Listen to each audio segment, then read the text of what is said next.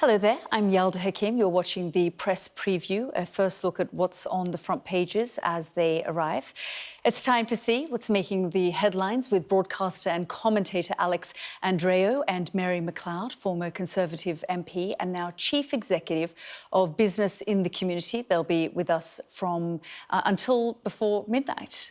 So let's see what's on some of those front pages now. The Express is reporting on the new drug approved by the UK to slow the progression of Alzheimer's, although it won't be rolled out on the NHS on the grounds that it's not effective.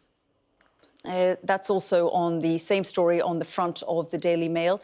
Their headline, Fury as dementia drug denied to patients on the NHS. And the Telegraph also leads with the so-called game-changing treatment denied to patients on the NHS. Elsewhere, The Guardian's Splash reports on the slight drop in the proportion of top GCSE grades awarded this year compared to last. And the FT reports on the second largest diamond found in Botswana yesterday. The 2,492-carat stone has been valued at more than $40 million. The Daily Mirror leads on the former footballer Jermaine Jenas being sacked from the BBC as the One Show and Match of the Day pundit due to complaints of his workplace conduct. And the Daily Star leads on the Met Office's warning of widespread chaos because of Storm Lillian. And a reminder that by scanning the QR code you'll see on screen during the programme, you can check out the front page of tomorrow's papers while you watch us. Well, as I've been saying, with me here in the studio is Alex and Mary. Thank you both for joining us here on the programme. So where should we begin? I guess let's have a look at the Financial Times, because that has been our lead story here for the last few days. The tragedy of the super yacht. As you can see, the super yacht maker says crew should have had time to rescue passengers. I mean, everyone I've been speaking to, Mary, says that it just suddenly disappeared within seconds. I mean, absolute tragedy. Absolutely, a really tragic story because it's the loss of life, and it just seems they were in the wrong place at the wrong time, and whether it was a freak incident. And this is what's happening now, is all those questions are coming out. I think in the last few days we've concentrated more on the loss of life and the families and the loved ones who absolutely, this has been an awful time for them, and we still, 5 of the bodies have been found, including Mike Lynch, but of course not his 16-year-old daughter Hannah, who of course would just have had her A-level results. And so, you know, it's a really sad story on this. But then of course now almost like the review happens and the questions want to be answered about whether it was the time that it took to go down. And initially it was said it was 1 minute, then 16 minutes. Then it was about the safety of the vessel itself.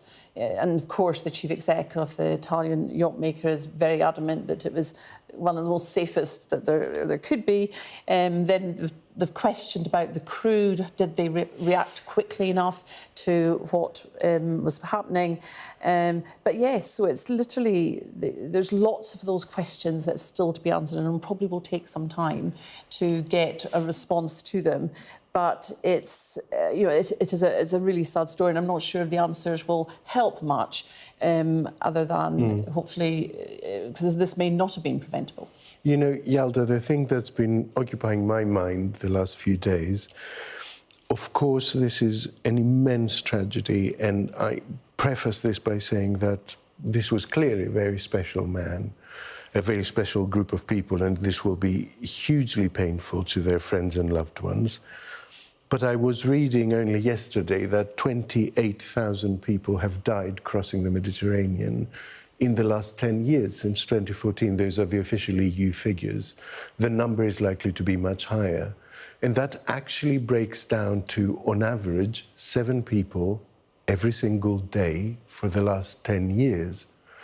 And I look at the level of coverage and the level of inquiry and interest and inquest, and I can't help thinking that if that level of interest was sustained for all those who are dying in the Mediterranean, on that very spot, you know, off the coast of Sicily, might we be a lot further along in tackling the causes that are causing this mass migration towards Europe. So, not to take away from what's going on, but a lot of people drown in that very spot. Yeah, it's quite an important point, actually. You know, I was speaking to the Red Cross just yesterday, who they were telling me about the sort of mental health and trauma treatment that they were providing to the survivors now, and of course the divers, the community who are there at the moment. But they made this very point that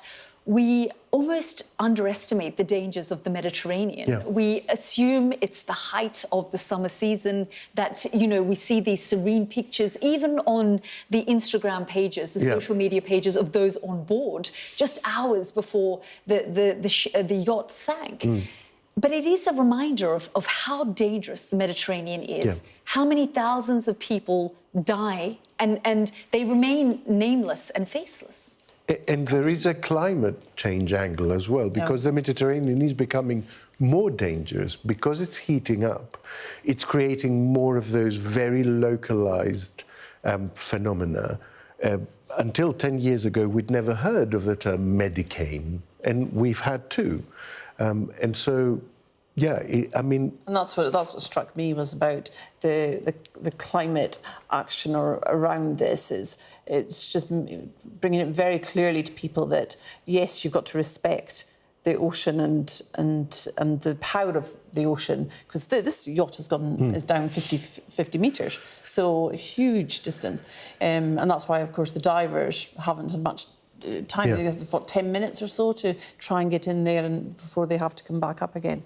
So, but hopefully these things are just, if they can shine a light on, as well as the human disaster, of course, which is our hearts go out to the families, is what is this in terms of how does this affect policy and how should we be looking at this in the grand scheme of climate change? Absolutely, so many issues and a sombre moment as you know, this tragedy unfolded this week.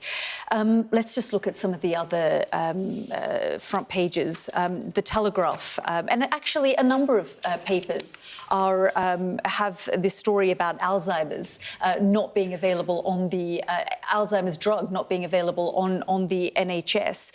Let's talk a little bit about that, because we've been covering that here on Sky News as well too. Yeah.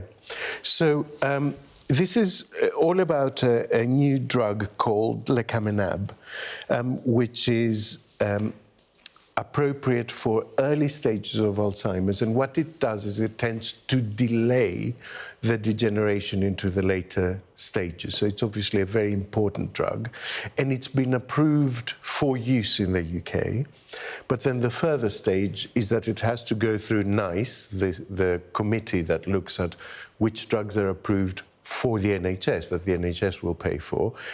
And NICE have turned it down. And this is causing quite a lot of consternation. I mean, this is a story that is very personal to me. I took care of my mother for a decade with Alzheimer's, so I understand firsthand what this disease does to people, and what they seem to have done, which I think is going to be the crux of it, is when assessing it, they fail to take into account the costs of the disease to the family and to the wider economy. I think that is wrong, and I think that is a decision that will be reversed. If you want me to sign something or take a bet right now on air, I'm very happy to do that.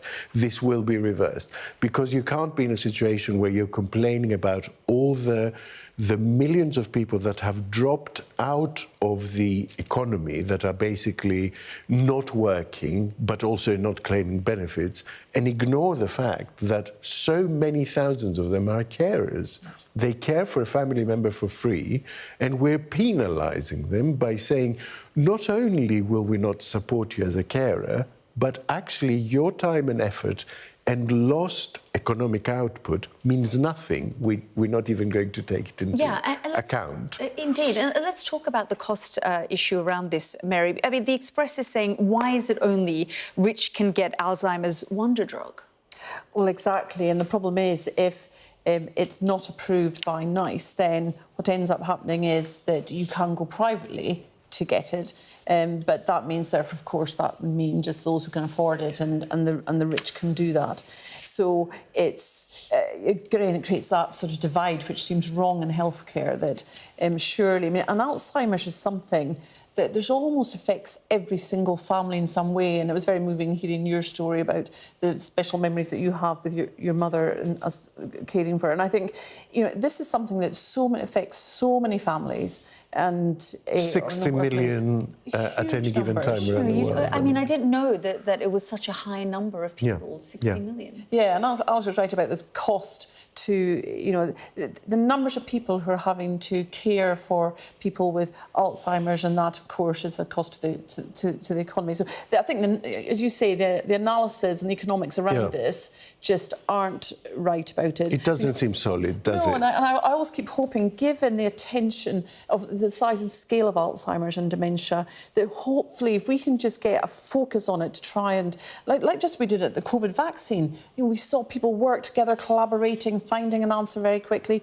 We need this with Alzheimer's and dementia. So the sooner we can find ways to get those cures, then something to help them. But as we've observed, maybe a little bit from the treatment of Joe Biden over the last few weeks, there are maybe some social changes to attitude that need to happen a little bit around how we value people, how we see their decline as they get older, and whether we value their contribution still. Yeah, and I guess unlike COVID, though, because it doesn't necessarily impact every single person and family, there isn't this race to find or help people get a solution to it.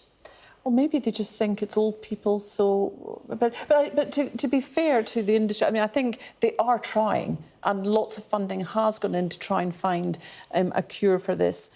So we just want it to be here now, because there's people suffering early onset dementia, older people with dementia and Alzheimer's, and, it's just... Everybody knows somebody whose family is affected by it. And let me tell you also, the terror of family members knowing that this thing is in your family, going forward, you think, I want a cure, please, as soon as possible, because I know this is likely to be coming my way.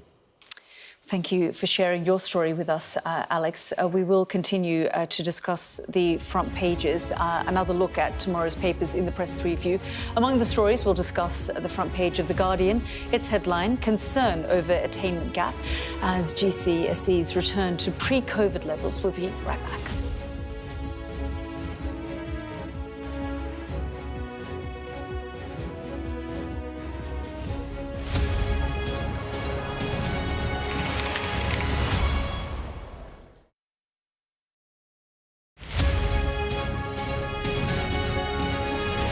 I'm David Blevins, and I'm Sky's senior Ireland correspondent. I'm based in Belfast.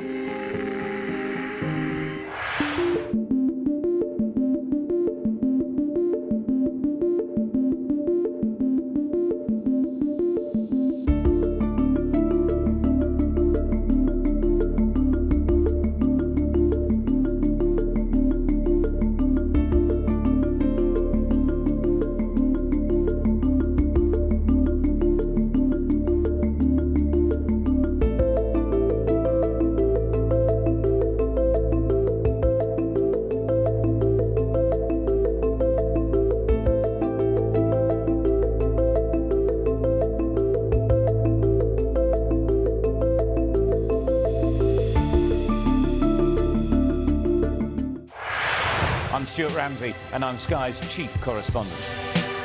Well, there's a real sense now that people are beginning to expect that this whole airlift is coming to an end, and they're really, really desperate. We saw snatch squads going in, grabbing people and putting them into trucks. You either live and recover, or you die. Okay, so that's like a war. That's the war, yes. We help you understand the world with us. Over the past 24 hours, the soldiers have been attacked on a number of occasions. It's really sending a clear message that Venezuela is eager for change. We're being crushed. We take you to the heart of stories that shape our world. They were convinced the United States would become hooked. Well, they were right. Well, enormous explosion has just come down. I think it was a monster's just landed in between us. The information on this could bring down the entire network, not just in Iraq and Syria, but across the world.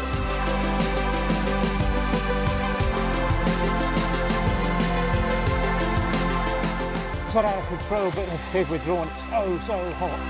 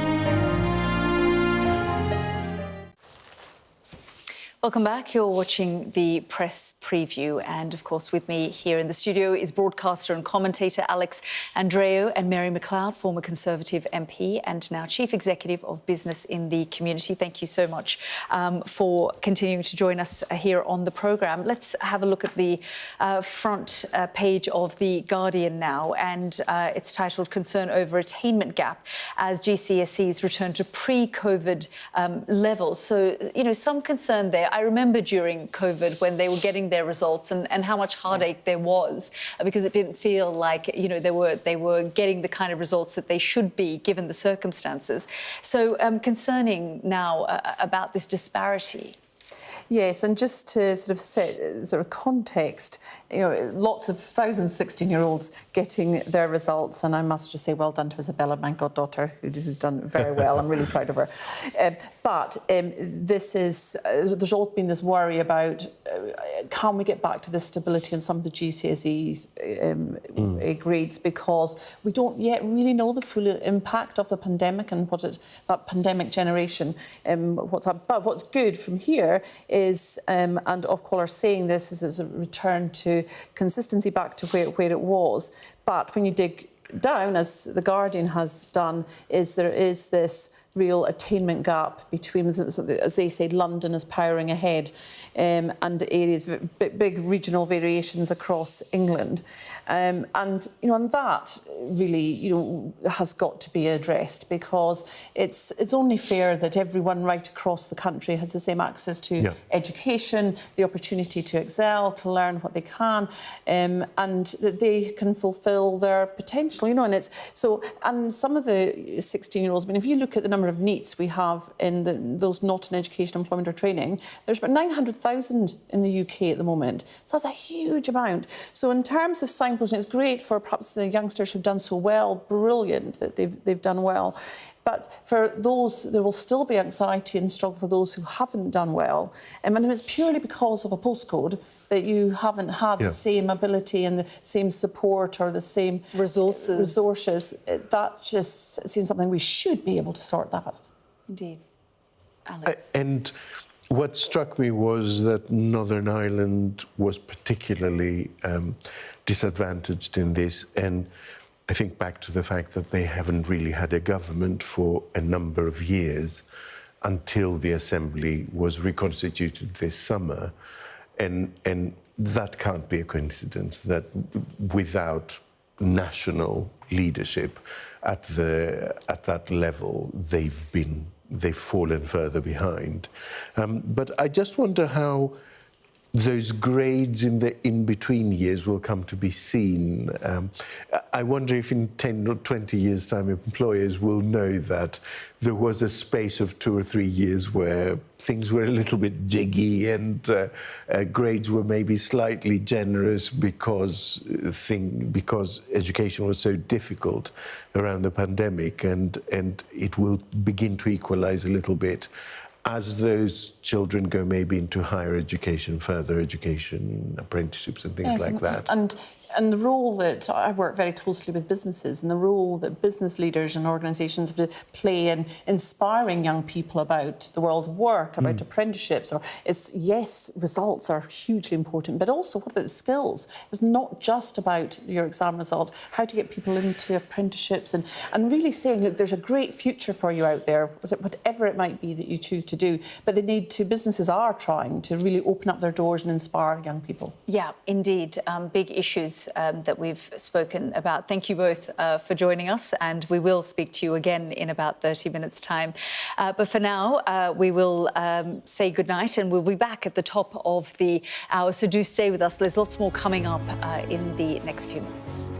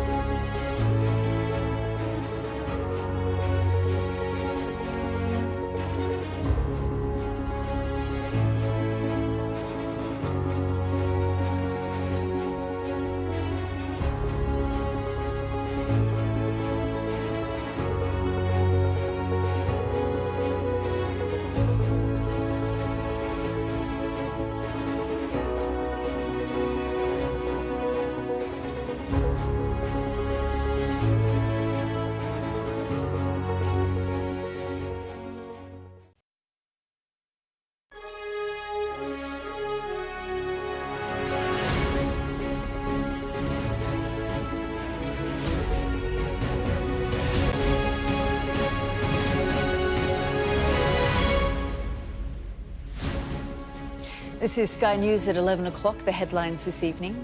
Former footballer Jermaine Jenas speaks out after being sacked as a presenter by the BBC. In the US, Kamala Harris prepares to deliver the biggest speech of her life, trying to persuade voters she should be the next president.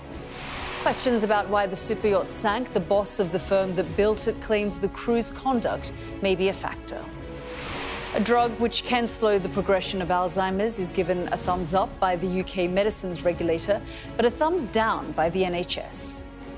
Plus, new figures show a big drop in the number of foreign nationals granted visas to work or study in the UK.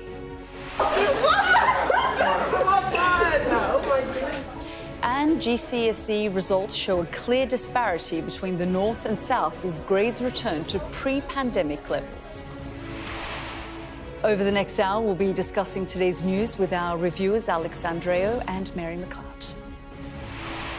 And we'll have a full look at the front pages in our press preview at 11:30.